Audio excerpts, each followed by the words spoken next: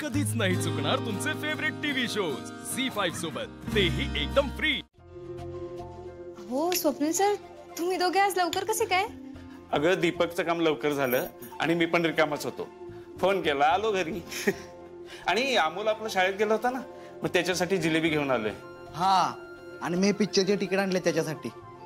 दीदीच्या या सगळ्या गोष्टी त्याच्या डोक्यातून काढून टाकायच्या असतील ना, तर निदान दीदी सापडेपर्यंत तरी आपण त्याची काळजी घेतली पाहिजे। त्याचं लक्ष परत तिकडे जाऊ नये यासाठी आपणच प्रयत्न केले पाहिजेत आता। हो, पण अमोल कुठे आहे? अहो छोटे सरकार अजून आलेच नाही आहेत शाळेतून। काय? हो म्हणून आता शाळा सुटून जवळपास तासभर होईल आता, अजून कसा आला नाही?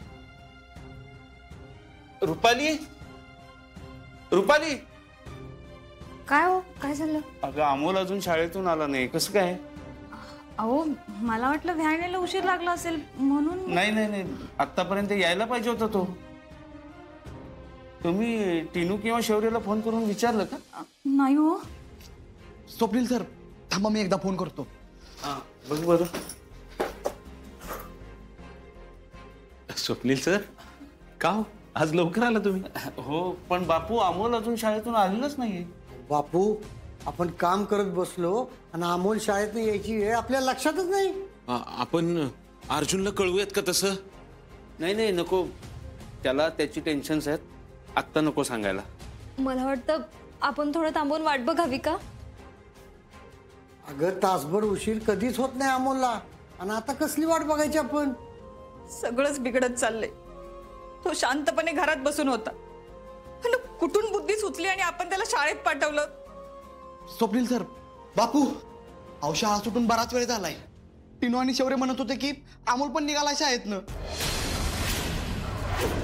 मग अमोल गेला कुठं? ते आता विचारून काय उपयोग बापू?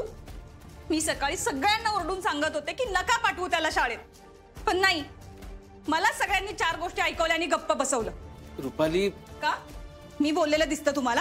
आणि तुम्ही मनाला वाटेल ते करणार हो ना? अहो सकाळी मी किती वेळा सगळ्यांना सांगत होते की नका पाठवू त्याला शाळेत, तो नाहीये ठीक, पण नाही ऐकलं माझं। रुपाली ते शांत व्हा ना तुम्ही।